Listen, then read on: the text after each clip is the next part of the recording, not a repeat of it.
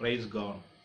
വളരെ അനുഗ്രഹിക്കപ്പെട്ട നല്ല സമയത്തിനായി ഞാൻ ദൈവത്തെ സ്തുതിക്കുന്നു, സ്തോത്രം ചെയ്യുന്നു. ഇന്ന് പകൽ നമുക്ക് ഒരുമിച്ച് ദൈവസന്നിധാനത്തിലായിരിക്കുവാൻ, കർത്താവിൻ്റെ വചനം കേൾക്കുവാൻ ലഭിച്ച മഹത്വകരമായ ഭാഗ്യത്തിനായി ഞാൻ ദൈവത്തെ സ്തുതിക്കുകയാണ്. കഴിഞ്ഞ ഈ ജൂലൈ മാസം 1-ാം തീയതി മുതൽ ഈ 14, 15 ഈ 14 തീയതി വരെ നമ്മൾ കേട്ടുകൊണ്ടിരുന്നത് സൺഷിപ്പ്, പുത്രത്വം എന്ന വിഷയത്തെപ്പറ്റി നിരവധി ദൈവദാസന്മാർ ആധികാരികമായി ദൈവവചനത്തിൽ നിന്ന് സംസാരിക്കുന്നതും നമുക്ക് മനസ്സിലാക്കുവാൻ സാധിച്ചിട്ടുണ്ട്. വളരെ അനുഗ്രഹിക്കപ്പെട്ട സന്ദേശങ്ങൾ നമുക്ക് ലഭ്യമായിക്കൊണ്ടിരിക്കുകയായിരുന്നു. വളരെ നല്ല ബ്രേക്ക്ഫാസ്റ്റുകൾ എന്നാണ് ഞാൻ വിശ്വസിക്കുന്നത്. ഈ ഒരു വിഷയം തിരഞ്ഞെടുത്തതിൽ ഞാൻ ദൈവദാസന്മാരെ അനുമോദിക്കുന്നു. ക്രിസ്ത്യ ജീവിതത്തിൽ ഏറ്റവും പ്രാധാന്യം അർഹിക്കുന്ന, ഏറ്റവും അനുഗ്രഹിക്കപ്പെട്ട ഒരു വിഷയമാണ് പുത്രത്വം എന്നുള്ളത് കൊണ്ട് ഞാൻ ദൈവത്തെ സ്തുതിക്കുകയാണ്. പ്രത്യേകം ഈ ഗ്രൂപ്പിൻ്റെ എല്ലാ അഡ്മിൻസിനും കർത്താവായ യേശുക്രിസ്തുവിൻ്റെ നാമത്തിലുള്ള സ്നേഹവന്ദനങ്ങളെ, നന്ദിയെ ഞാൻ അറിയിക്കുകയാണ്. ഇപ്പോൾ എന്നെ ശ്രദ്ധിച്ചുകൊണ്ടിരിക്കുന്ന എല്ലാ പ്രിയപ്പെട്ടവർക്കും, തുടർന്ന് ഈ വീഡിയോ കാണുന്ന എല്ലാ പ്രിയപ്പെട്ടവർക്കും കർത്താവായ യേശുക്രിസ്തുവിൻ്റെ നാമത്തിലുള്ള വന്ദനങ്ങളെയും സ്നേഹത്തെയും അറിയിക്കുകയാണ്. ഇന്ന് നമ്മൾ ചിന്തിക്കാൻ പോകുന്ന വിഷയം പുത്രത്വം എന്ന വിഷയത്തെ പറ്റി ആയതുകൊണ്ട് അതിനു മുമ്പ് മുഖവിരയായി ചില കാര്യങ്ങൾ അല്പസമയത്തിനകത്ത് ഞാൻ നിങ്ങളെ ഓർമ്മിപ്പിക്കാൻ ആഗ്രഹിക്കുന്നു. ഈ സന്ദേശം നമുക്ക് ഒരു തിരിച്ചറിവ് നൽകണം. 2, ഈ സന്ദേശം കേട്ടുകൊണ്ടിരിക്കുമ്പോൾ, കേട്ടതിന് ശേഷമായാലും ഒരു തിരിഞ്ഞുനോട്ടം ഉണ്ടാകണം. ഈ സന്ദേശത്തിലൂടെ ലഭ്യമാകുന്ന തിരിച്ചറിവ് ഒരു തിരിഞ്ഞുനോട്ടത്തിന് കാരണമാകണം. 3, ഈ ഒരു തിരിച്ചു വരവിന് കാരണമാകണം. എന്താണ് സംഭവം? ഒരു തിരിച്ചറിവുണ്ടാകണം, ഒരു തിരിഞ്ഞുനോട്ടം ഉണ്ടാകണം, ഒരു തിരിച്ചു വരവുണ്ടാകണം. തിരിച്ചറിവ് എന്ന് പറഞ്ഞു കഴിഞ്ഞാൽ ദൈവവചനം മനുഷ്യനെ രൂപാന്തരപ്പെടുത്തുന്നതാണ്. അപ്പോൾ അതുകൊണ്ട് നാം ശ്രദ്ധിക്കേണ്ട ഒരു കാര്യമെന്ന് ചോദിച്ചു കഴിഞ്ഞാൽ, ഒരു തിരിച്ചറിവ്, വചനം കേൾക്കുമ്പോൾ ഞാൻ ഇന്ന് എവിടെ ആയിരിക്കുന്നു എന്നുള്ള വചനമാകുന്ന കണ്ണാടിയിൽ കൂടെ എന്നെ കാണുമ്പോൾ ഞാൻ ഇന്ന് ഏത് രൂപത്തിലായിരിക്കുന്നു എന്നുള്ള ഒരു വലിയ അറിവ് നമുക്കുണ്ടാകണം. അതാണ് തിരിച്ചറിവ്. ദൈവത്തിൻ്റെ വചനം കണ്ണാടിയാണ്. ദൈവത്തിൻ്റെ വചനം നമ്മെ തന്നെ നമുക്ക് കാണിച്ചു തരുന്നതാണ്. ലോകത്തിൽ നമുക്കറിയാം, അലമാരകൾ കണ്ണാടിയുണ്ട്. അതിൻ്റെ ഫ്രണ്ടിൽ പോയി നിൽക്കുമ്പോൾ യഥാർത്ഥത്തിൽ അത് നമ്മളെ കാണിച്ചു തരുന്നത് നമ്മൾ ഇപ്പോൾ എങ്ങനെ ആയിരിക്കുന്നു എന്നുള്ളതാണ്. കണ്ണാടികൾ കള്ളം പറയാറില്ല എന്നുള്ളതാണ് ഒരു സത്യം. കാര്യം എന്തെന്ന് ചോദിച്ചാൽ, അതിന് മുമ്പിലായിരിക്കുന്ന ഏത് വസ്തുവാണോ, അതിൻ്റെ ഏത് നിറമാണോ അതുപോലെ പ്രതിഫലിപ്പിക്കാൻ കണ്ണാടികൾക്ക് കഴിയും. അതുപോലെ തന്നെ ദൈവത്തിൻ്റെ വചനമാകുന്ന കണ്ണാടി, അതിലൂടെ നീ നിന്നെ തന്നെ ഒന്ന് നോക്കുകയാണെങ്കിൽ നിന്റെ ജീവിതത്തിന്റെ അവസ്ഥകളെ പറ്റി വളരെ വ്യക്തമായിട്ട് ദൈവത്തിന്റെ വചനം നിന്നോട് സംവേദിച്ചു കൊണ്ടിരിക്കും. അതാണ് ഒരു തിരിച്ചറിവിന്റെ മേഖല. അടുത്തത് ഒരു തിരിഞ്ഞു നോട്ടമായിരിക്കണം. തിരിച്ചറിവ്, തിരിഞ്ഞു നോട്ടം. ഞാൻ എങ്ങനെയായിരുന്നു, ഞാൻ ഇപ്പോൾ ഏതവസ്ഥയിലാണ്, അതിൽ നിന്ന് ലഭ്യമാകുന്ന തിരിച്ചറിവിൽ നിന്ന് തിരിഞ്ഞു നോട്ടത്തിലേക്കും അതിൽ നിന്ന് ലഭ്യമാകുന്ന ആത്മവീര്യം, അറിവ്, അത് നമ്മളൊരു തിരിച്ചു വരവെങ്കിലേക്ക്, കർത്താവിങ്കിലേക്ക്, ഇനിയും എൻ്റെ ജീവിതത്തിലെ കുറവുകൾ ഏതാണ്, എൻ്റെ ജീവിതത്തിലെ പ്രശ്നങ്ങൾ എവിടെയാണ്, അത് ആ തിരിച്ചു വരവിന് കാരണമായി തീരുവാനിടയാകട്ടെ. വളരെ പ്രാർത്ഥനയോടെ ഈ സന്ദേശം ശ്രദ്ധിക്കുക. പുത്രത്വം എന്ന വിഷയത്തെ പറ്റി അല്പസമയം ഞാനിവിടെ സംസാരിക്കുമ്പോൾ വളരെ പ്രാർത്ഥനയോട് ശ്രദ്ധിക്കണം. പഴയ നിയമ കാലഘട്ടത്തിൽ നിരവധി അഭിഷക്തന്മാരെ, രാജാക്കന്മാരെ, പ്രവാചകന്മാരെ നമുക്ക് കാണുവാൻ സാധിക്കുന്നു. അബ്രഹാം, ഇസഹാക്ക്, യാക്കോബ്, മോശ, യോശുവ. അബ്രഹാം, ഇസഹാക്ക്, യാക്കോബ്, മോശ, യോശുവ തുടങ്ങിയ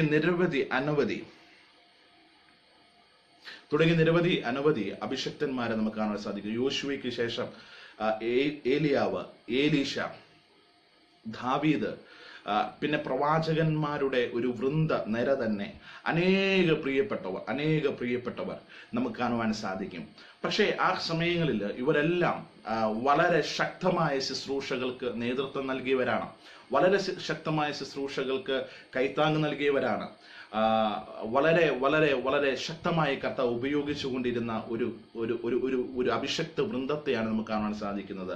അശക്തന്മാരായ പ്രവാചകന്മാർ ഉണ്ടായിരുന്ന കാലഘട്ടം, ഇരമ്യാവ്, യെശയ്യാവ്, മീക, അങ്ങനെ വലിയ പ്രവാചകന്മാർ, ചെറിയ പ്രവാചകന്മാർ എന്നൊക്കെ അറിയപ്പെടുന്ന തരത്തിലേക്ക് പ്രവാചക വൃന്ദങ്ങൾ തന്നെ ആ കാലഘട്ടത്തിൽ ഉണ്ടായിരുന്നു. വളരെ ശ്രദ്ധയോടെ, വളരെ പ്രാർത്ഥനയോടെ കേൾക്കണമേ പ്രിയപ്പെട്ടവരെ. ഈ കാലഘട്ടത്തിൽ ദൈവം ചെയ്തതായ അത്ഭുതങ്ങൾ, ദൈവം ചെയ്തതായ അടയാളങ്ങൾ, അത് അവർണ്ണനീയമാണ്. വർണ്ണിക്കാൻ പറ്റാത്ത രീതിയിൽ വലിയ കാര്യങ്ങളെയാണ്. മരിച്ചവരെ ഉയർപ്പിക്കുന്നു, രോഗികൾ സൗഖ്യമാകുന്നു, ചെങ്കടൽ വിഭാഗിക്കപ്പെടുന്നു, യോർദാൻ വിഭാഗിക്കപ്പെടുന്നു, മഴ പെയ്യുന്നു, ദേശം ഇരുണ്ടുപോകാതെ നിൽക്കുന്നു, ദേശം വെളിച്ചം തന്നെ നൽകുന്നു. അങ്ങനെ പലവിധത്തിലുള്ള അത്ഭുതങ്ങൾ നമുക്ക് പഴയ നിയമം വായിക്കുമ്പോൾ കാണുവാൻ സാധിക്കുന്നു. എന്നാൽ എബ്രായർക്ക് എഴുതിയ ലേഖനത്തിൽ വളരെ വ്യക്തമായിട്ടൊരു കാര്യം പറയുന്നു. എബ്രായർക്ക് എഴുതിയ ലേഖനം 11-ാം അധ്യായത്തിലേക്ക് ഞാൻ നിങ്ങളുടെ ശ്രദ്ധയെ തിരിക്കുവാൻ ആഗ്രഹിക്കുന്നു.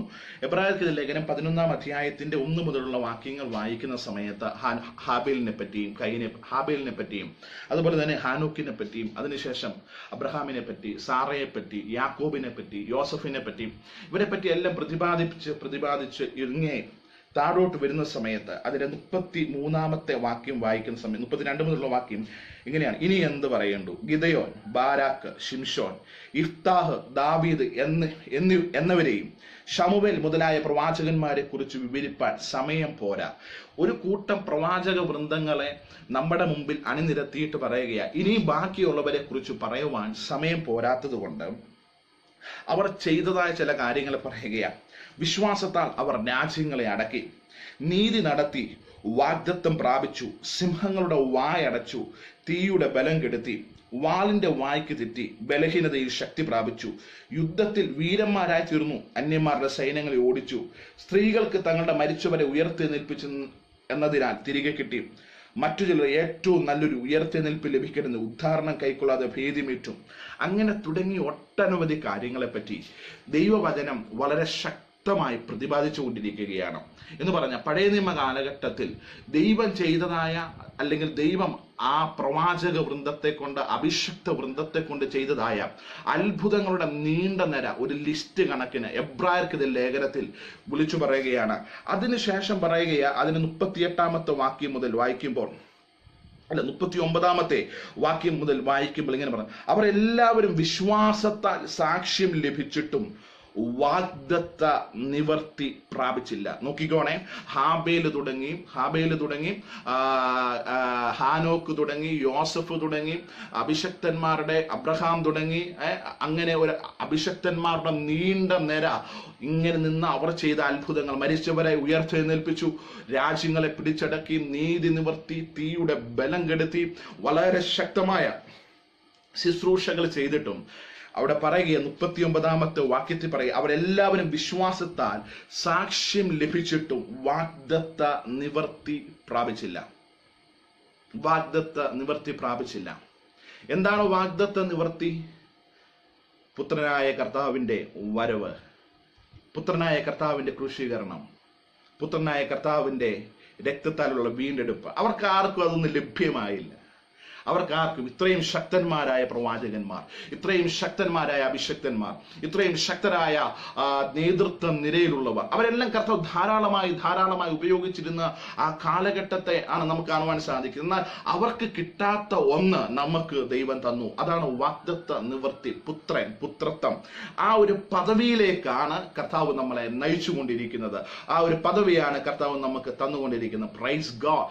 ഇന്ന് പകൽ ആ ഒരു വാഗ്ദത്ത നിവർത്തി അവർക്ക് പ്രാപിക്കാൻ കഴിഞ്ഞില്ല, അവർക്ക് അത് ലഭ്യമായില്ല. പക്ഷെങ്കിൽ ആ വാഗ്ദത്ത നിവർത്തി നമുക്ക് ദൈവം തന്നിരിക്കുകയാണ്. അവർ ഇതിനെപ്പറ്റി കാര്യമായിട്ട് ആലോചിച്ചു. ഈ ശുശ്രൂഷ, അതായത് യേശുവിന്റെ വരവിനെ പറ്റിയും, യേശുവിന്റെ പ്രവർത്തികളെ പറ്റി, യേശുവിന്റെ വിമോചനത്തിന്റെ നടപടികളെ പറ്റി, അതായത് പാപത്തിൽ കിടക്കുന്ന, ശാപത്തിൽ കിടക്കുന്ന ജനങ്ങളെ ഉദ്ധരിക്കുന്നതിനെ പറ്റിയൊക്കെ അവർ പ്രവചിച്ചിരുന്നു. പക്ഷെങ്കിൽ ഇത് ആർക്കു വേണ്ടിയാണെന്നുള്ളത് അവർക്കറിയത്തില്ലായിരുന്നു. അവരോർത്തു അവരുടെ കാലഘട്ടത്തിൽ നടക്കും. അവർ ആ വിഷയത്തെ പറ്റി ആധികാരികമായി പഠിക്കുകയും അതിനെപ്പറ്റി ആരാഞ്ഞു നോക്കുകയും ഒക്കെ നോക്കി. Praise the Lord. അത് നമുക്ക് കാണുവാൻ സാധിക്കുന്നത് 1 പത്രോസിന്റെ പുസ്തകം അതിന്റെ 1-ാം അധ്യായം അതിന്റെ 10 മുതൽ ഉള്ള വാക്യങ്ങൾ. നിങ്ങൾക്ക് വരുവാനിരിക്കുന്ന കൃപയെക്കുറിച്ച് പ്രവചിച്ച പ്രവാചകന്മാർ ഈ രക്ഷയെ ആരാഞ്ഞന്വേഷിച്ചു. Praise God. നിങ്ങൾക്ക് വരുവാനിരിക്കുന്ന കൃപയെക്കുറിച്ച് പ്രവചിച്ച പ്രവാചകന്മാർ ഈ രക്ഷയെ ആരാഞ്ഞ് അന്വേഷിച്ചിട്ട് അവർ പറയുകയാണ്, അവരുടെ അന്വേഷണത്തിന്റെ റിസൾട്ട് പറയുക, അവരിലുള്ള ക്രിസ്തുവിനാത്മാവ് ക്രിസ്തുവിന് വരേണ്ട കഷ്ടങ്ങളെയും പിൻവരുന്ന മഹിമയും മുമ്പിൽ കൂട്ടി സാക്ഷീകരിച്ചപ്പോൾ സൂചിപ്പിച്ച സമയമേതോ എങ്ങനെയുള്ളതോ എന്ന് പ്രവാചകന്മാർ ആരാഞ്ഞു നോക്കി. പ്രവാചകന്മാർ പറയുകയാ, യേശുവിന്റെ വരവ്, യേശുവിന്റെ കഷ്ടാനുഭവങ്ങൾ, പിന്നീടുണ്ടാകുന്ന മഹിമയുടെ ദിനങ്ങൾ, ഇതെല്ലാം അവർ ആരാഞ്ഞു നോക്കി. അതിന്റെ സമയം ഏതാണ്, സന്ദർഭം എന്താണ് എന്ന് ആരാഞ്ഞു നോക്കിയപ്പോൾ അവർക്ക് കിട്ടിയ റിസൾട്ട് തങ്ങൾക്കായിട്ടല്ല നിങ്ങൾക്കായിട്ടത്രേ തങ്ങൾ ആ ശുശ്രൂഷ ചെയ്യുന്നു എന്ന് അവർക്ക് വെളിപ്പെട്ടു. അതായത് പ്രവചിച്ച പ്രവാചകന്മാർക്കോ കണ്ടുനിന്ന ആളുകൾക്കോ ആ കാലഘട്ടത്തിൽ ജീവിച്ച അഭിഷക്തന്മാർക്കോ വേണ്ടിയല്ല അവർ ആ ശുശ്രൂഷ ചെയ്യുന്നത്. ഇനിയും ഒരു കൂട്ടം വരുന്നുണ്ട്, ഇനിയും എന്നെ കേൾക്കുന്ന സഹോദരന്മാരുണ്ട്. Praise God. ഇന്ന് പകൽ ഞാൻ പറയട്ടെ, നമുക്ക് വേണ്ടിയാണ് ആ ശുശ്രൂഷ അന്ന് ആ കാലഘട്ടത്തിൽ അവർ ചെയ്തുകൊണ്ടിരുന്നത്. Praise God. തങ്ങൾക്ക് വേണ്ടിയല്ല, നമുക്ക് വേണ്ടി ആ ശുശ്രൂഷ അവർ ചെയ്തുവെന്ന് അവർക്ക് മനസ്സിലായി. നോക്കിക്കോണം അതിന്റെ ശ്രേഷ്ഠത എന്താണെന്നുള്ളത്. അതിന്റെ ശ്രേഷ്ഠത ഇങ്ങനെ പറയുകയാണ്, ആ ശുശ്രൂഷ തങ്ങൾക്കായിട്ടല്ല നിങ്ങൾക്കായിട്ടത്രേ തങ്ങൾ ആ ശുശ്രൂഷ ചെയ്യുന്നുവെന്ന് അവർക്ക് വെളിപ്പെട്ടു. സ്വർഗത്തിൽ നിന്ന് അയച്ച പരിശുദ്ധാത്മാവിനാൽ നിങ്ങളോട് സുവിശേഷം അറിയിച്ചവർ അതിപ്പോൾ നിങ്ങളെ ഗ്രഹിപ്പിച്ചുമിരിക്കുന്നു. അതിലേക്ക് ദൈവദൂതന്മാരും കുനിഞ്ഞു നോക്കുന്നു. കുനിഞ്ഞു നോക്കുന്നു. ഈ ശ്രേഷ്ഠകരമായ പദവി ലഭിച്ച, ഈ ശ്രേഷ്ഠകരമായ അനുഭവം ലഭിച്ച ഏതു വ്യക്തിത്വമാണെന്ന് നോക്കുന്നത് ഒരു കൂട്ടം ദൂതന്മാരുമുണ്ട് അതിനകത്ത്. ഹല്ലേലൂയ. സ്വർഗസിംഹാസനങ്ങളിൽ ദൈവത്തിന് സ്തുതി പാടുന്ന ഒരു കൂട്ടം ദൂതന്മാർ നമ്മളെ വീക്ഷിച്ചുകൊണ്ടിരിക്കുക. ഇത്രയും സൗഭാഗ്യം കിട്ടിയ പുത്രത്വത്തിന്റെ അനുഭവത്തിലേക്ക് നയിക്കപ്പെടുവാൻ വാഗ്ദത്ത നിവർത്തി പ്രാപിക്കുന്ന ഒരു കൂട്ടം ഏതാണെന്ന് കാണേണ്ടതിന് ദൂതന്മാര് പോലും കുനിഞ്ഞു നോക്കുകയാണ്. എന്താ സംഭവം? ഒരു ലളിതമായ കഥയിലൂടെ ഞാൻ നിങ്ങളെ ഓർമ്മിപ്പിക്കുവാൻ ആഗ്രഹിക്കുന്നു. ഒരു ഗ്രാമപ്രദേശത്ത് ഏറ്റവും പാവപ്പെട്ട ഒരു കുടുംബത്തിൽ വളർന്നതായ ഒരു പെൺകുട്ടി ഉണ്ടായിരുന്നു. അവളുടെ വിദ്യാഭ്യാസത്തിന് പ്രാധാന്യം കൊടുത്തതുകൊണ്ട് അവളുടെ അപ്പനമ്മമാർ അവളെ വിദ്യാഭ്യാസത്തിന് അയച്ചു. നേഴ്സിംഗ് പഠിക്കുവാൻ വേണ്ടി ഒരു ചെറിയ ഇൻസ്റ്റിറ്റ്യൂഷനിൽ അവർ കടന്നു ചെല്ലുവാനിടയായി. ആ ഇൻസ്റ്റിറ്റ്യൂഷനിൽ കടന്നു ചെല്ലുന്ന സമയത്ത് അവിടെ പഠിച്ചുകൊണ്ടിരിക്കുമ്പോൾ അവിടെ ഉണ്ടായിരുന്ന ഒരു ഡോക്ടർ MBBS പഠിക്കുവാൻ വന്ന ഒരു ധനികനായ മനുഷ്യൻ, ആ ഒരു പയ്യൻ അവൻ വളരെ ഇഷ്ടം തോന്നിയിട്ടും അവർ തമ്മിൽ അനുരാഗത്തിലായി. പക്ഷെങ്കിൽ ആ സ്ത്രീ, ആ മകൾ ഒരു കാര്യം പറഞ്ഞു, എനിക്ക് നിന്നോട് സംസാരിക്കുവാൻ പറ്റത്തില്ല, എനിക്ക് നിന്നോട് ഇടപെടുവാൻ പറ്റത്തില്ല, നമ്മൾ തമ്മിൽ കല്യാണം കഴിക്കുവാൻ പറ്റത്തില്ല. കാര്യമെന്ന് ചോദിച്ചാൽ ഒത്തിരി അന്തരം നമ്മൾ തമ്മിലുണ്ട്. കാര്യമെന്ന് ചോദിച്ചാൽ എന്റെ അപ്പൻ വളരെ സാമ്പത്തിക നില കുറഞ്ഞതാണ്, എന്റെ വീടെന്ന് പറഞ്ഞ ദരിദ്രാവസ്ഥയിലാണ്, ഒരു നേരത്തെ ആഹാരത്തിന് വേണ്ടി പോലും ഞാൻ വലയുന്നുണ്ട്. നിന്റെ സ്റ്റാറ്റസിന്, നിന്റെ ജീവിത രീതിക്ക്, നിന്റെ ജീവിതത്തിന്റെ ആ പശ്ചാത്തലത്തിനനുസരിച്ചുള്ള ഒരു ജീവിത ശൈലി എനിക്കില്ല. അതുകൊണ്ട് നമുക്ക് തമ്മിൽ വേർപിരിയാം. ഇത് കേട്ട സമയത്ത് ആ പയ്യൻ പറഞ്ഞു, ഇല്ല, എനിക്ക് നിന്നെ താല്പര്യമാണ്, എനിക്ക് നിന്നോട് ഇഷ്ടമാണ്, എനിക്ക് നിന്നെ കല്യാണം കഴിച്ചേ പറ്റുകയുള്ളൂ. അല്പസമയത്തിനകത്ത് സംഭവിച്ചത് എന്താണെന്നറിയാമോ? ഈ പയ്യൻ തന്റെ ഭവനത്തിലേക്ക് കടന്നുപോയി തന്റെ മാതാപിതാക്കളുടെ കാര്യങ്ങൾ അറിയിച്ചു. മാതാപിതാക്കൾ പറഞ്ഞു, നിന്റെ താല്പര്യം ഇതാണെങ്കിൽ. പിതാവ് പറഞ്ഞു, ഞാൻ ആ കാര്യങ്ങളിൽ ഇനിഷ്യേറ്റീവ് എടുക്കാം, എനിക്കും ആ കാര്യത്തിൽ താല്പര്യമാണ്. കാര്യം നിനക്ക് ഇഷ്ടപ്പെട്ടത്, നിനക്ക് താല്പര്യമുള്ളതായ വിഷയം നല്ലതാണെന്ന് എനിക്ക് തോന്നുന്നു. പക്ഷേ ചില ഡിമാൻഡുകളുണ്ട്. നമ്മുടെ സ്റ്റാറ്റസിനനുസരിച്ച് അവരൊന്ന് ഉയർന്നു വരണം, നമ്മുടെ നിലവാരത്തിനനുസരിച്ച്. അതിനുവേണ്ടി ഞാൻ അവർക്കൊരു വീട്, അവർക്ക് വേണ്ട കാര്യങ്ങളെല്ലാം ക്രമീകരിച്ചു കൊടുക്കാം. നീണ്ട ഒരു വർഷത്തെ ഗ്യാപ്പിന് ശേഷം മാരേജ് നമുക്ക് ഫിക്സ് ചെയ്യാം എന്ന് പറഞ്ഞിട്ട് നല്ല ഒരു വീടും അതിന്റെ അനുസരിച്ചുള്ള സെറ്റപ്പും കാര്യങ്ങളും എല്ലാം ഉണ്ടാക്കി കൊടുത്തു. എല്ലാ കാര്യങ്ങളും ചെയ്തു കൊടുത്തു. ഏറ്റവും അവസാനം ലാംഗ്വേജിൽ പ്രോബ്ലമുള്ള പ്രിയപ്പെട്ട മാതാപിതാക്കളെ സ്പോക്കൺ ഇംഗ്ലീഷിന്റെ ക്ലാസ്സിനും വിട്ടു. കാര്യം എന്തെന്ന് ചോദിച്ചാൽ അവരുടെ ലാംഗ്വേജ് ഇംഗ്ലീഷ് നന്നാകുവാൻ വേണ്ടി. അങ്ങനെ നല്ല രീതിയിൽ കാര്യങ്ങൾ മുമ്പോട്ട് പോയിക്കൊണ്ടിരിക്കുമ്പോൾ വളരെ സന്തോഷവും വളരെ ആനന്ദവും ആ കുടുംബത്തിൽ ഉണ്ടാകുന്നുണ്ട്. ചില ദിവസങ്ങൾ കഴിഞ്ഞ് കല്യാണത്തിലുള്ള ഡേറ്റ് ഫിക്സ് ചെയ്തിട്ട് ആ ഡേറ്റിന് കല്യാണം നടത്തുവാൻ അവർക്ക് താല്പര്യമായി. ആ ഡേറ്റിന് കല്യാണം നടത്തുവാൻ വേണ്ടി താല്പര്യമായി.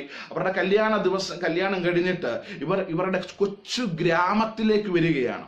ഗ്രാമത്തിലേക്ക് വരുമ്പോൾ പെണ്ണും ചെറുക്കനും തന്റെ ആ ചെറിയ വീട്ടിലേക്ക് കൈ കൊടുത്ത് അങ്ങോട്ട് കയറുന്ന സമയത്ത് ഈ ഗ്രാമത്തിന്റെ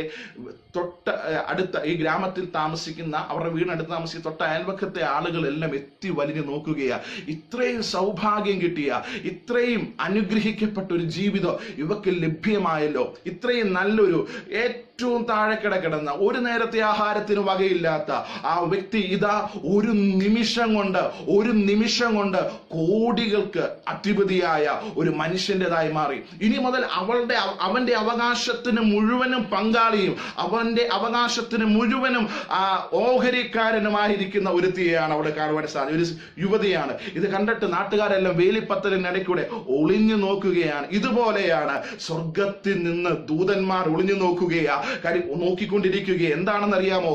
ഇത്രയും വാഗ്ദത്ത നിവർത്തി യോഗ്യതകൾ ഒന്നുമില്ലാഞ്ഞിട്ടോ പിതാവിന്റെ സ്നേഹം പുത്രനിലൂടെ നമ്മളിലേക്ക് തന്ന് നമ്മളെ വീണ്ടെടുത്ത് എല്ലാറ്റിനും യോഗ്യതയുള്ള ഒരു കൂട്ടമാക്കി മാറ്റിയ ദൈവത്തിന്റെ വലിയ സ്നേഹത്തെ ഓർക്കുമ്പോൾ എങ്ങനെ സ്തുതിക്കാതിരിക്കുക? ആ പുത്രനെ തന്നതുകൊണ്ട് പുത്രത്വം പ്രാപിക്കുവാനിടയായി.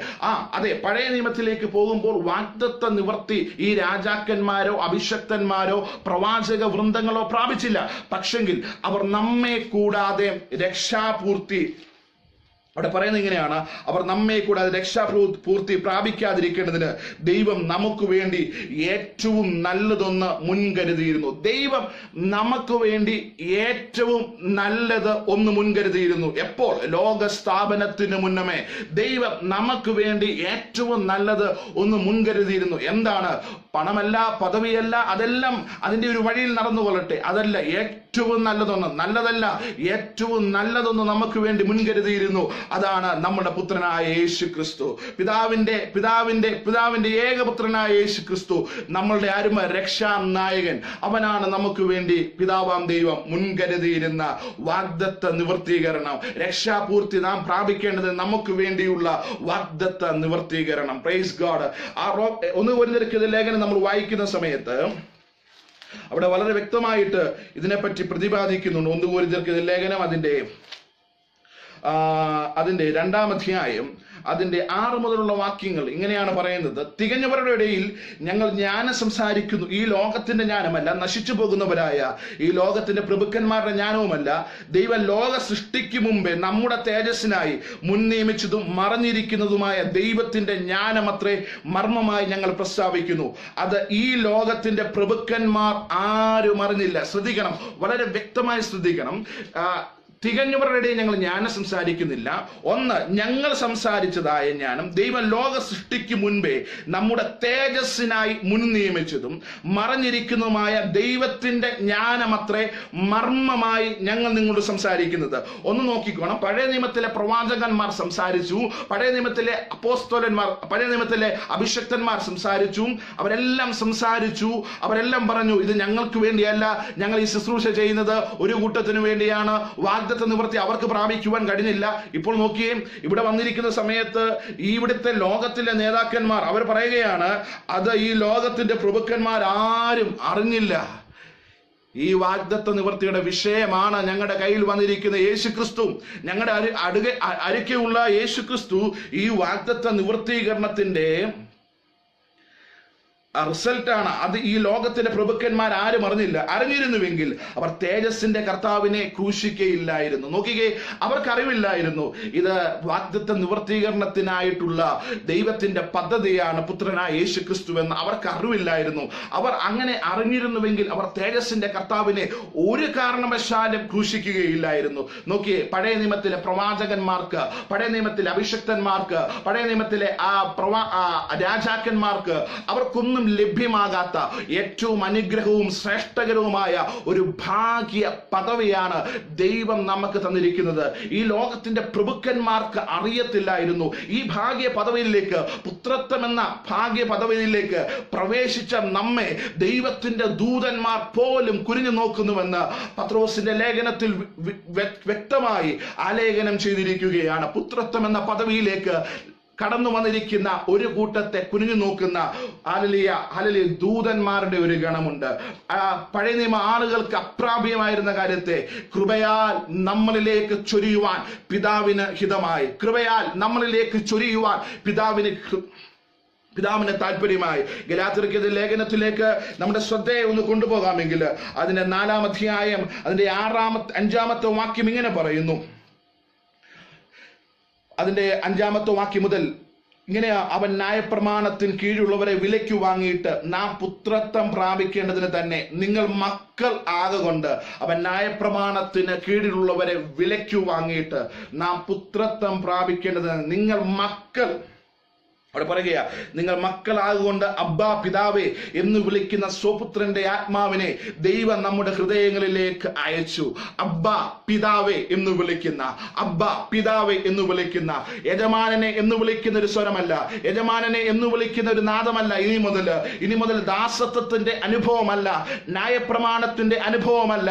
അങ്ങ് ദൂരെ മാറി നിന്ന് ഭക്തിയുടെ ആ ഒരു പരിവേഷം ധരിച്ചുകൊണ്ട് ആ ഭക്തിയുടെ അകത്തിരുന്നു കൊണ്ട് പേടിയോടെ വിറയിലോടെ ആ വർഷത്തിൽ ഒരിക്കൽ ലഭ്യമാകുന്ന ഒരു അനുഭവമല്ല. ഏത് സമയം അപ്പനും മകനുമായിട്ടുള്ള, പുത്രനും പിതാവുമായിട്ടുള്ള ഒരു ബന്ധത്തിലേക്ക് കടന്നു ചെല്ലുവാൻ പിതാവ് നമ്മളെപ്പറ്റി മുൻകൂട്ടി ആലോചിച്ചതിന്റെ റിസൾട്ടാണ് പ്രൈസ് ഗോഡ് നാം ഇന്ന് അനുഭവിക്കുന്ന ദൈവത്തിന്റെ ആ സന്തോഷം, ആ പുത്രത്വം എന്ന സന്തോഷം. Praise God. വളരെ ശ്രദ്ധിക്കണമേ. അവിടെ പറയുന്നു, ഇനിയും അബ്ബാ പിതാവ് എന്ന് വിളിക്കുന്ന സ്വപുത്രന്റെ ആത്മാവിനെ ദൈവം നമ്മുടെ ഹൃദയങ്ങളിൽ അയച്ചു. അങ്ങനെ നീ ഇനി ദാസനല്ല. വളരെ വ്യക്തമാണ്. ഇനിയും ദാസന്റെ കരച്ചിലില്ല, ഇനിയും ദാസന്റെ കേരളില്ല, ഇനിയും ദാസന്റെ അഭയാചനയില്ല, ഒന്നുമില്ല.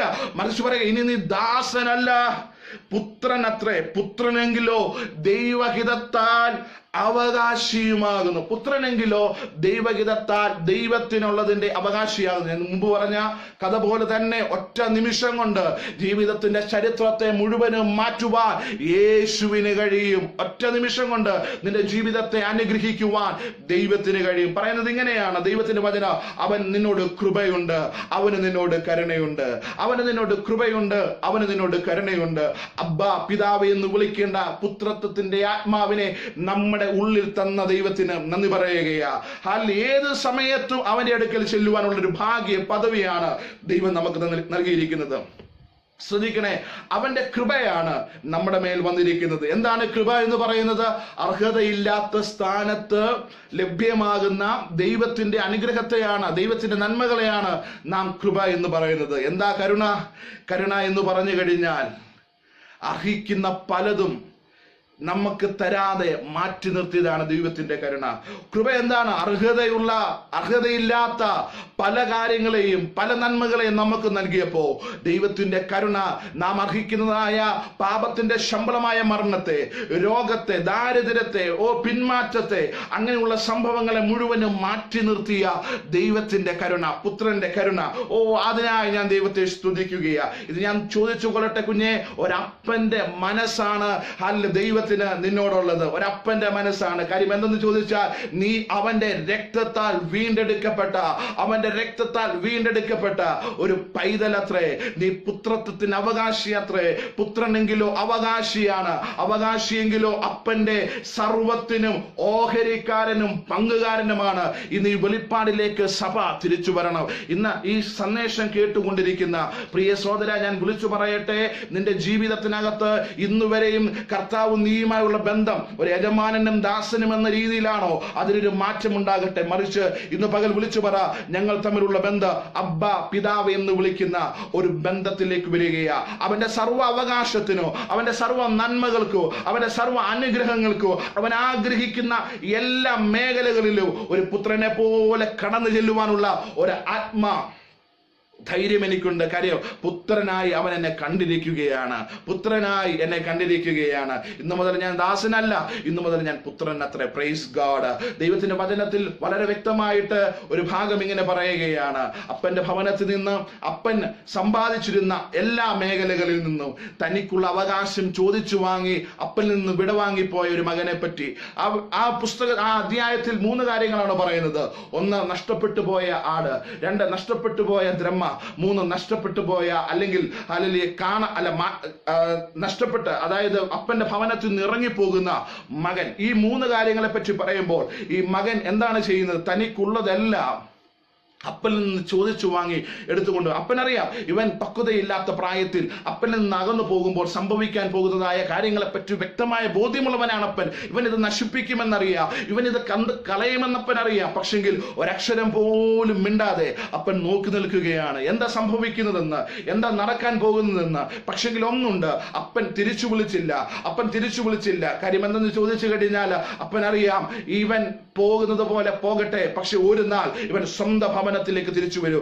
വേദനിക്കുന്ന ഹൃദയമുള്ള അപ്പൻ നോക്കി നിൽക്കുകയാണ് മകന്റെ പോക്ക് നോക്കി നിൽക്കുകയാണ്. അപ്പൻ എന്റെ ഭവനം വിട്ട് മകൻ ദൂരെ യാത്രയായി.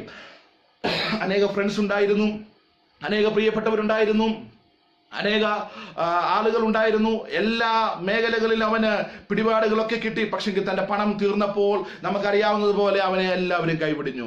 ഏറ്റവും അവസാനം ഏറ്റവും നീചമായ പണികളിലേക്ക് അവൻ തള്ളപ്പെടുകയുണ്ടായി. ആ സമയത്ത് അവൻ തിരിഞ്ഞു ചിന്തിക്കുകയാണ്. നോക്കിയേ, ഇന്ന് വചനം കേൾക്കുന്ന ആ വ്യക്തിയെ പോലെ, ഇന്ന് വചനം ശ്രവിക്കുന്ന പ്രിയപ്പെട്ടവരെ പോലെ അവൻ തിരിഞ്ഞു ചിന്തിക്കുകയാണ് എന്റെ അപ്പന്റെ ഭവനത്തിലേക്ക്. അതാ ഞാൻ ഈ മെസ്സേജ് തുടങ്ങുന്നതിന് മുമ്പ് പറഞ്ഞത്, ഈ മെസ്സേജ് കേൾക്കുമ്പോൾ നിങ്ങൾക്കൊരു തിരിച്ചറിവുണ്ടാകണം. 2, നിങ്ങൾക്കൊരു തിരിഞ്ഞു നോട്ടം ഉണ്ടാകണം. 3, നിങ്ങൾ ഒരു തിരിച്ചുവരവെങ്കിലേക്ക് കടന്നു വരേണ്ടത് ആവശ്യമാണ്. 1, നിനക്കൊരു തിരിച്ചറിവുണ്ടാകണം, ഞാനിപ്പോൾ എവിടെയാണ്. ഈ മകനൊരു തിരിച്ചറിവുണ്ടാകുക, ഞാനിപ്പോൾ എവിടെയാണ്.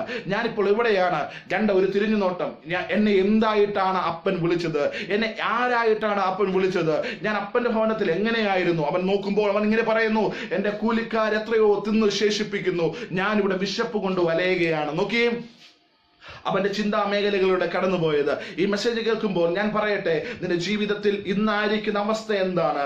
നിന്നെ കർത്താവ് ആക്കാൻ ആഗ്രഹിക്കുന്ന ഒരു അവസ്ഥയുണ്ട് കുഞ്ഞെ. നീ ഇന്ന് പിന്മാറ്റത്തിന്റെ അവസ്ഥയിലാണോ? ഇന്ന് നീ ഭാരത്തിന്റെ അവസ്ഥയിലാണോ? പക്ഷെ നീ പിതാവിന്റെ സന്നിധിയിൽ മക്കൾ എന്ന ആ ബോധ്യത്തോടൊന്ന് കടന്നു ചെല്ലാമെങ്കിൽ അവൻ നിന്നെ ഒരിക്കലും കൈവിടത്തില്ല, അവൻ നിന്നെ ചേർത്തണയ്ക്കും. 2ാമത് കാണുവാൻ സാധിക്കുന്ന ഈ മനുഷ്യൻ, ഈ മകൻ അപ്പന്റെ ഭവനത്തിലേക്ക് ഓടി ചെല്ലുകയാണ്.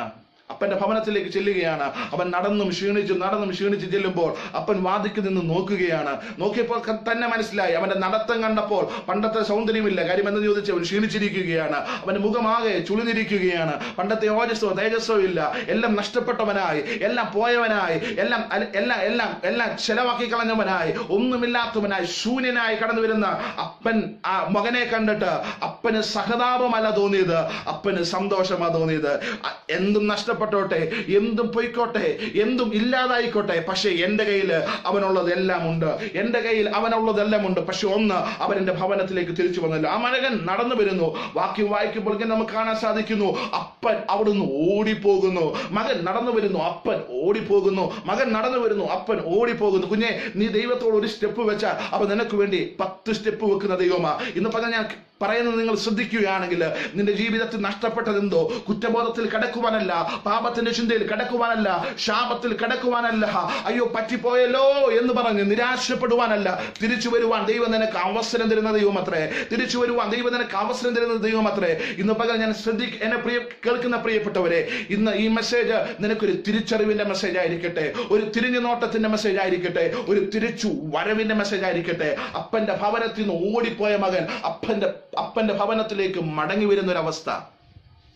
ഈ ഒരു അവസ്ഥയിലേക്ക് ഹല്ലേലൂയ സ്വർഗം നിങ്ങളെ ആഗ്രഹിക്കുന്നു. പലപ്പോഴും പിന്മാറ്റത്തിലേക്ക്, പലപ്പോഴും ജീവിതത്തിന്റെ പ്രാരാബ്ദങ്ങളിൽ അല്ലെങ്കിൽ ദൈവത്തോട് വേണ്ടത്ര ആ ലഭ്യമായ പദവിക്കത്ര വേണ്ടത്ര ഹല്ലേലൂയ യോജിച്ചു നിൽക്കാൻ കഴിയാതെ അല്ലെങ്കിൽ മാറി നിൽക്കുന്ന അനുഭവത്തിലാണെങ്കിൽ, ഇന്ന് പകൽ ഞാൻ പറയട്ടെ, നിനക്ക് തിരിച്ചു വരുവാനുള്ള അവസരമുണ്ട്. കർത്താവ് നിന്നെ നോക്കിയിരിക്കുകയാണ്. ഇന്ന് പകൽ എന്നെ കേൾക്കുന്ന പ്രിയപ്പെട്ടവരെ, മത്തായിയുടെ സുവിശേഷം 7-ാം അധ്യായം 7 മുതലുള്ള വാക്യങ്ങൾ നമ്മൾ വായിക്കുമ്പോൾ ഇങ്ങനെ കാണുവാൻ സാധിക്കും. യാചിപ്പിൻ എന്നാൽ നിങ്ങൾക്ക് ലഭ്യമാകും, അന്വേഷിപ്പിൻ എന്നാൽ നിങ്ങൾ കണ്ടെത്തും, മുട്ടുപിൻ എന്നാൽ നിങ്ങൾക്ക് തുറക്കും എന്നൊക്കെ പറഞ്ഞതിന് ശേഷം പറയുകയാണ്, മകൻ അപ്പം ചോദിച്ചാൽ അവന് കല്ല് കൊടുക്കുമോ? മീൻ ചോദിച്ചാൽ പാമ്പിനെ കൊടുക്കുമോ? മുട്ട ചോദിച്ചാൽ തേളിനെ കൊടുക്കുമോ? ഇല്ല. കാര്യം എന്തെന്ന് ചോദിച്ചാൽ അവൻ ചോദിക്കുന്നത് നല്ലതാണെന്ന് വളരെ വ്യക്തമായിട്ട് അറിയാവുന്ന അപ്പൻ. എന്നാൽ തിരിച്ച് നമ്മളൊന്ന് ചിന്തിച്ചേ, ഈ കുഞ്ഞു പ്രായത്തിൽ മകൻ ചോദിക്കുകയാണ്, അപ്പാ എനിക്ക് പാമ്പിനെത്താ, അപ്പം കൊടുക്കുമോ? നോ, നെവർ, ഒരിക്കലും കൊടുക്കത്തില്ല. കാര്യം എന്തെന്ന് ചോദിച്ചാൽ ഈ പാമ്പിനെ കൊണ്ട് അവൻ എന്നാ ചെയ്യാൻ പോകുന്നത് അപ്പന് വളരെ പിടുത്തമുണ്ട്. കാര്യം എന്തെന്ന് ചോദിച്ചാൽ, 1, അവൻ ഉപദ്രവകരമായ ഒരു കാര്യമാണ്. 2, കല്ല് ചോദിച്ചാൽ ഇല്ല, അവൻ എവിടെയെങ്കിലുമൊക്കെ എറിഞ്ഞു പൊട്ടിക്കുവാൻ സാധ്യതയുണ്ട്, തന്നെ ഉപദ്രവിക്കുവാൻ സാധ്യതയുണ്ട്, അതുകൊണ്ട് അപ്പൻ കൊടുക്കുകയില്ല. പാൽ ചോദിച്ചായിരുന്നെങ്കിൽ, മുട്ട ചോദിച്ചായിരുന്നെങ്കിൽ, അപ്പം ചോദിച്ചായിരുന്നെങ്കിൽ മകന് കൊടുക്കുന്ന ഒരു നല്ലൊരു അപ്പനെ കാണുവാൻ സാധിക്കും. സാധിക്കും. നേരെ മറിച്ച് ഇന്ന് നാം പലതും ചോദിക്കുന്നത് ഇതുപോലെ പാമ്പും തേളും കല്ലും ഒക്കെയാണ്. അതുകൊണ്ടാണ് അപ്പൻ തന്നെ തരാത്ത കാര്യം എന്ന് ചോദിച്ചാൽ എൻ്റെ അപ്പൻ കരുണയുള്ള അപ്പനാണ്. നീ അർഹിക്കുന്ന നിന്റെ ജീവിതത്തിൽ നീ പലതും ചോദിക്കുന്ന മേഖലകളിൽ പലപ്പോഴും നിനക്ക് മറുപടി കിട്ടാത്തതിന്റെ കാര്യമോ ഒരു പക്ഷെങ്കിൽ നാളെ അത് നിനക്കൊരു ഭാരമായിട്ട്, നാളെ നിനക്കൊരു പ്രയാസമായിട്ട് വരാമെങ്കിൽ അത് ദൈവം നിനക്ക് തരുകയില്ല. പ്രിയപ്പെട്ടവരെ, അർഹതയില്ലാത്ത കൃപ തന്ന്, അർഹതയില്ലാത്ത നന്മ തന്ന്, അർഹതയില്ലാത്ത മേഖലകളിലേക്കും നയിച്ച് നിന്നെ ഏറ്റവും നല്ല രീതിയിൽ ടേക്ക് കെയർ ചെയ്യുന്ന ഒരു അപ്പനെ കാണാൻ സാധിക്കുന്നു. പക്ഷെ ദൈവത്തിന്റെ കരുണ മറുഭാഗത്ത് നിൽക്കുകയാണ്. എന്താണ് മറുഭാഗത്ത് നിൽക്കുന്ന കരുണ? അർഹിക്കപ്പെട്ട പാപത്തിൽ നിന്ന്, അർഹിക്കപ്പെട്ട മരണത്തിൽ നിന്ന്, അർഹിക്കപ്പെട്ട രോഗത്തിൽ നിന്ന്, അർഹനായ എല്ലാ ദുരന്താവസ്ഥകളിൽ നിന്ന് നിന്നെ വിടുവിച്ച് സ്നേഹസ്വരൂപനായ പുത്രന്റെ രാജ്യത്തിലാക്കി തീർത്ത് അപ്പാ പിതാവ് എന്ന് വിളിക്കുവാനുള്ള സുപുത്രന്റെ ആത്മാവിനെ നിന്റെ അന്തരംഗത്തിൽ പകർന്ന് സ്വർഗത്തിലെ സകല നന്മകൾക്കും അവകാശിയും ഓഹരിക്കാരനുമാക്കി തീർത്ത് ദൈവകൃപയുടെ സകല നന്മകളെ ആസ്വദിക്കുവാനുള്ള ഒരു വലിയ വാഗ്ദത്ത നിവൃത്തിയുടെ പടിവാതിക്കൽ നിന്നെ കൊണ്ടുവന്നിരിക്കുകയാണ്. ഈ അന്ത്യകാലത്തിന്റെ അവസാന കാലഘട്ടത്തിൽ പുത്രത്വം എന്ന പദവി നിൽക്ക്. ഇന്നും ഹല്ലേലൂയ ഞായറാഴ്ചകളിൽ ദാവീദിനെയും ഗോലിയാത്തിനെയും ശലോമോനെയും ശൗലിനെയും ഒക്കെ എടുത്തു കളഞ്ഞിട്ട് മക്കളെ പഠിപ്പിക്ക്, യൗവനക്കാരെ പഠിപ്പിക്ക്. മോനെ, ഇന്ന് നമ്മൾ ദാസത്വത്തിലല്ല കിടക്കുന്നത്, ഇന്ന് നാം ദാസത്വത്തിലല്ല കിടക്കുന്നത്, ഇന്ന് നാം ന്യായപ്രമാണത്തിന് കീഴിലല്ല കിടക്കുന്നത്, ഇന്ന് നാം പുത്രത്വത്തിന്റെ അനുഭവത്തിലേക്ക് വന്നിരിക്കുകയാണ്. ഓ, യേശു ആഗ്രഹിക്കുന്നു അത്. ഹല്ലേലൂയ സ്വന്തം കുമാരനെ തന്ന പിതാവ് ആഗ്രഹിക്കുന്നു. കാര്യം താൻ ഒഴുക്കിയ രക്തത്തിന് ഒരു ഹല്ലേലൂയ പ്രൈസ് ലോർഡ് ഹല്ലേലൂയ താൻ ഒഴുക്കിയതായ രക്തത്തിന്റെ മറുപടിയാണല്ലോ ഇന്ന് അവകാശിയായി മുമ്പിൽ നിൽക്കുന്നത്. പ്രിയപ്പെട്ടവരെ, ഞാൻ പറയട്ടെ, പുത്രത്വം എന്നത് ലാഘവത്തോടെ കാണേണ്ടത് ഒന്നല്ല. പുത്രത്വം എന്നത് അവൻ നമുക്ക് സൗജന്യമായി തന്ന ഒന്ന് ആകയാൽ ഒരു കഴിവുമില്ലാത്ത, ഒന്നിനും കൊള്ളാത്ത, ശൂന്യരായി പോയിരുന്ന നമ്മെ രാജ്യത്തിന്, പുത്രത്വത്തിന് അവകാശിയാക്കി തീർത്ത്, മഹിമയുടെ അവകാശിയാക്കി തീർത്ത ദൈവത്തിന്റെ കൃപയെ ഒന്ന് ഓർത്തു നോക്കിയേ, ദൈവത്തിന്റെ കരുണയെ ഒന്ന് ഓർത്തു നോക്കിയേ. ഹല്ലേലൂയ. ഗലാത്യർക്കെതിരെ ലേഖനം അതിന്റെ 6-ാം അധ്യായം, അതിന്റെ ഗലാത്യർക്കെതിരെ ലേഖനം, എഫേസ്യർക്കെതിരെ ലേഖനം 5-ാം അധ്യായം അതിന്റെ 1-ാം വാക്യം ഇങ്ങനെ പറയുന്നു: ആകയാൽ പ്രിയ മക്കൾ എന്ന പോലെ ദൈവത്തെ അനുഗ്രഹിപ്പിൻ. ക്രിസ്തു നിങ്ങളെ സ്നേഹിച്ചു, നമുക്ക് വേണ്ടി തന്നെത്താൻ ദൈവത്തിന് സൗരഭ്യവാസനയായി വഴിപാട് യാഗവും അർപ്പിച്ചതുപോലെ സ്നേഹത്തിൽ നടപ്പിൻ. അവിടെ പറയുന്നത് ഇങ്ങനെയാ: ആകയാൽ പ്രിയ മക്കൾ എന്ന പോലെ ദൈവത്തെ അനുകരിപ്പിൻ. പ്രിയ മക്കൾ പ്രൈസ് ഗോഡ്. ഇന്ന് പകൽ ഞാൻ പറയട്ടെ, നിന്നെ കർത്താവിന് ആവശ്യമുണ്ട്, നിനക്ക് വേണ്ടി കർത്താവ് ചിലത് ചെയ്യുവാൻ പോകുക. ഇന്ന് പകൽ പുത്രത്വത്തിലായിരിക്കുന്ന പ്രിയപ്പെട്ടവരെ, ദാസന്റെ കണ്ണ് യജമാനന്റെ കണ്ണിലേക്ക് എന്നതുപോലെ, ദാസിന്റെ കണ്ണ് യജമാനത്തിന്റെ കണ്ണിലേക്ക് എന്ന പോലെ അല്ല, മറിച്ച് സ്വന്തം വീടിനകത്ത് കയറിയിട്ട് അപ്പനോട് പറ: അപ്പാ, ഞാൻ ഇവിടെ ഉണ്ടപ്പാ, അപ്പാ നിനക്ക് എന്നോട് സംസാരിക്കാൻ കഴിയൂ. ഇന്ന് ഞാൻ ദാസനല്ലപ്പാ, നീ യജമാനനുമല്ല, നീ എന്റെ അപ്പനാകൊണ്ട് ഇന്ന് പകൽ ഞാൻ അങ്ങേ സ്തുതിക്കുകയാണ്. കർത്താവിനോട് ചോദിക്കുക. അവൻ നിന്നെ മാനിക്കുന്ന കർത്താവ്, നിന്നെ അനുഗ്രഹിക്കുന്ന കർത്താവ്, നിന്റെ ജീവിതത്തിനകത്ത് ശൂന്യതകളുടെ മേഖലകളിൽ പൂർണ്ണമായി നിറയ്ക്കുവാൻ അവകാശി, സർവത്തിനും യജമാനനായിരിക്കുകയും ശിശുവായിരിക്കുന്നിടത്തോളം ദാസനേക്കാൾ ഒട്ടും വിശേഷതയില്ല. ഇത് നിന്റെ ശിശുത്വത്തിന്റെ അനുഭവത്തെ കളഞ്ഞുകൊണ്ട് അപ്പന്റെ വീട്ടിലേക്ക് പുത്രൻ എന്ന സർവ്വ പദവിയിലും ഇരുന്നു കൊണ്ട് ദൈവത്തോട് ചോദിക്കുക. അവൻ നിന്നെ മാനിക്കുവാൻ സർവശക്തനാണ്. ഇന്ന് നല്ലൊരു പകൽ നിങ്ങൾക്കുണ്ടാകട്ടെ. ഈ വചനത്തിന്റെ വെളിപ്പാടിൽ നിങ്ങളെ തന്നെ ഒന്ന് ക്രമീകരിച്ചേ. എന്റെ അപ്പൻ സർവത്തിനും അധികാരിയായ, ഒരു വാക്കുകൊണ്ട് ഭൂമിയെ നിർമ്മിച്ച്, ഒരു വാക്കുകൊണ്ട് സകലത്തെയും ഉണ്ടാക്കി, എന്നെ അവന്റെ കൈകൊണ്ട് മെനഞ്ഞെടുത്ത് അവന്റെ അന്തരംഗത്തിലെ ആഗ്രഹത്തെ മുഴുവൻ നിവർത്തിക്കുവാൻ, ഈ ഭൂമിയിൽ എനിക്ക് ജയത്തോടെ ഒരു ജീവിതം തരുവാൻ അവന് കഴിഞ്ഞു. അവന്റെ സ്വന്തം കുമാരനെ എനിക്ക് വേണ്ടി തന്നത് പുത്രത്വം എന്ന മഹാപദവി ആസ്വദിക്കുവാനുള്ള ആ ഒരു വലിയ കൃപയത്രേ. ഇന്ന് പകൽ പ്രിയപ്പെട്ടവരെ, വളരെ ശ്രദ്ധയോടെ ഇരിക്കണമേ. ഇന്ന് പകൽ നിന്നെ പറ്റി ദൈവത്തിനൊരു പ്ലാൻ ഉണ്ട്, ദൈവത്തിനൊരു പദ്ധതി ഉണ്ട്. പക്ഷേ ഇന്നും ദാസത്വത്തിന്റെ ഭാവം കളഞ്ഞിട്ട്, അഭിനയത്തിന്റെ ഭാവം കളഞ്ഞിട്ട്, അവകാശി എന്ന പൂർണ്ണ ബോധ്യത്തോടെ ദൈവരാജ്യത്തിലായിരിക്കും ദൈവം നിന്നെ മാനിക്കുവാനിടയാകും. ഒരു നിമിഷം കണ്ണുകൾ അടയ്ക്കാൻ നമുക്ക് പ്രാർത്ഥിക്കുക. ഈ വചനങ്ങളെ ദൈവം നമ്മളെ അനുഗ്രഹിക്കട്ടെ. പ്രിയ കർത്താവേ, ഇന്ന് പകൽ ഞങ്ങൾ ഒരുമിച്ച് അങ്ങയുടെ സന്നിധാനത്തിലായിരിക്കുകയാണ്. കേട്ട സന്ദേശം ഹല്ലേലൂയ കർത്താവേ, ഇന്ന് പകൽ ഈ ജനത്തിന്റെ ഹൃദയത്തിൽ, ഈ അഭിഷക്ത വൃന്ദത്തിന്റെ ഹൃദയത്തിൽ വലിയൊരു ചലനമായി മാറട്ടെ, വലിയൊരു നന്മയായി മാറട്ടെ. പഴയ നിയമത്തിൽ അനേക അഭിഷക്തന്മാർ, പ്രൈസ് ഗോഡ് ഹല്ലേലൂയ, പഴയ നിയമത്തിൽ അനേക അഭിഷക്തന്മാർ, അനേക ഹല്ലേലൂയ രാജാക്കന്മാർ, അനേക പ്രവാചകന്മാരുണ്ടായിട്ടു അവർക്കൊന്നും ലഭ്യമാകാത്ത വാഗ്ദത്തം നിവർത്തി പ്രാപിക്കുവാൻ ദൈവം ഞങ്ങളെ കണ്ടതിനായി സ്തോത്രം ചെയ്യുക. ആ വാഗ്ദത്ത നിവർത്തി ആസ്വദിക്കേണ്ടതിന് കർത്താവെ അപ്പനെന്ന അപ്പന്റെ ഹൃദയത്തിന്റെ ആഗ്രഹത്തിലേക്ക് പുത്രൻ എന്ന സർവ്വ അവകാശത്തോടെ നിൽക്കേണ്ടതിന് ഉള്ള യോഗ്യത നീ ഞങ്ങൾക്ക് തന്നതിനായി സ്തോത്രം ചെയ്യുകയാ കർത്താവ്. ഇന്നും ഞങ്ങളുടെ അജ്ഞതയെ, ഞങ്ങളുടെ ജീവിതത്തിന്റെ അജ്ഞതയെ മാറ്റി ഇന്ന് ഞങ്ങളുടെ പുതിയൊരു അനുഭവത്തിലേക്ക് നയിക്കണമെന്ന് പ്രാർത്ഥിക്കുകയാ. ഈ സന്ദേശം ഇപ്പോൾ ലൈവിൽ കാണുന്ന പ്രിയപ്പെട്ടവർക്കായി സ്തോത്രം, തുറന്നു വാച്ച് ചെയ്യുന്ന പ്രിയപ്പെട്ടവർക്കായി സ്തോത്രം. ഇന്ന് ഈ സന്ദേശം കേൾക്കുന്ന പ്രിയപ്പെട്ടവരുടെ മേല് ആ പുത്രത്വത്തിന്റെ സർവ നന്മകളും വന്ന് നിറയട്ടെ എന്ന് പ്രാർത്ഥിക്കുകയാ. അവരുടെ ജീവിതത്തെ വെളിപ്പാടുകളുടെ തലത്തില്, അവരുടെ ജീവിതത്തെ വെളിപ്പാടുകളുടെ കാഴ്ചപ്പാടുകളുടെ തലത്തില് ഒരു ലിമിറ്റ് ചെയ്തു വെച്ചിരിക്കുന്ന മേഖലകൾ മാറിപ്പോകട്ടെ. ഇന്ന് പകൽ ക്രിസ്തുവിന്റെ യഥാർത്ഥ വെളിപ്പാടിനെ നിറയട്ടെ. തങ്ങളുടെ പദവി തിരിച്ചറിയേണ്ടതിന് കർത്താവ് ഇടയാക്കുമാറാകണമെന്ന് പ്രാർത്ഥിക്കുകയാ. ദൈവം അങ്ങനെ ചെയ്തതിനായി സ്തോത്രം ചെയ്യുകയാ. ദൈവത്തിന്റെ കൃപ ധാരാളമായി വെളിപ്പെടുത്തുന്ന നന്ദി പറയുകയാ. ഇന്ന് പകൽ ജയമുണ്ടാകട്ടെ, ഇന്ന് പകൽ അനുഗ്രഹിക്കപ്പെടട്ടെ, ഇന്ന് പകൽ അവർ പോകുന്ന മേഖലകളിലെല്ലാം ദൈവമേ അങ്ങയുടെ ഫേവർ വെളിപ്പെടട്ടെ എന്ന് പ്രാർത്ഥിക്കുകയാ. കർത്താവ് അത് ചെയ്തതിനായി സ്തോത്രം ചെയ്യുകയാ.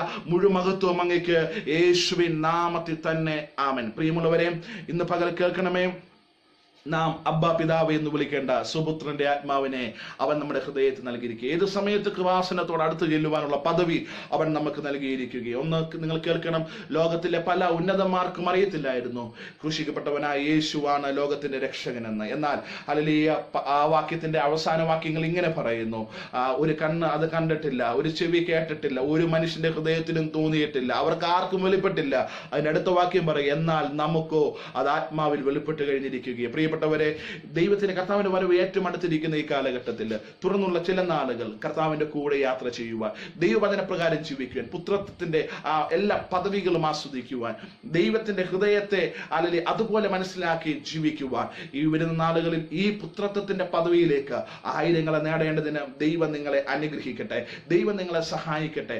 അനേകർ യാചനയുടെ സ്വരത്തിൽ, അനേകർ പുത്രത്വം ആസ്വദിക്കാതെ മാറി നിൽക്കുന്ന സമയത്ത് ഞാൻ പറയട്ടെ, നമുക്കതിനൊരു വലിയൊരു പദവി കിട്ടി, അതൊരു വലിയ ഭാഗ്യമാണ്, അത് വലിയൊരു നന്മയാണ്. ഇതിലേക്ക് നിങ്ങളുടെ ജോലിയാണ്, എൻ്റെ ജോലിയാണ് ആയിരങ്ങളെ കർത്താവിലേക്ക് അടുപ്പിക്കുക. അതിനുവേണ്ടി ദൈവം നമ്മളെ ഓരോരുത്തരെയും സഹായിക്കട്ടെ, ദൈവം നമ്മളെ ഓരോരുത്തരെയും ബലപ്പെടുത്തട്ടെ എന്ന് പ്രാർത്ഥിച്ചുകൊണ്ട് ആശംസിച്ചുകൊണ്ട് ഈ മെസ്സേജിൽ നിന്ന് ഞാൻ വിരമിക്കും. ദൈവം നമ്മളെ ധാരാളമായിട്ട് അനുഗ്രഹിക്കട്ടെ. എല്ലാ പ്രിയപ്പെട്ടവർക്കും നല്ലൊരു പ്രഭാതത്തെ, നല്ലൊരു ദിവസത്തെ ഞാൻ നേരുകയാണ്. നിങ്ങൾ പോകുന്ന മേഖലകളിൽ സക്സസ് ആകട്ടെ, നിങ്ങൾ പോകുന്ന മേഖലകൾ അനുഗ്രഹിക്കപ്പെടട്ടെ, നിങ്ങൾ പോകുന്ന മേഖലകളിലും കർത്താവ് വഴികൾ തുറക്കട്ടെ, നിങ്ങളുടെ മുമ്പിൽ അടഞ്ഞ വാതിലുകളെല്ലാം യേശുവിൻ നാമത്തിൽ തുറക്കട്ടെ, അവയെല്ലാം സംഭവിക്കട്ടെ. കർത്താവ് അങ്ങനെ അനുഗ്രഹിക്കുന്നതിനായി ഞാൻ ദൈവത്തെ മഹത്വപ്പെടുത്തുന്നു, ദൈവത്തെ സ്തുതിക്കുന്നു. എല്ലാവർക്കും നല്ലൊരു പ്രഭാതം നേരുന്നു. May God bless you. Amen. Thank you Jesus.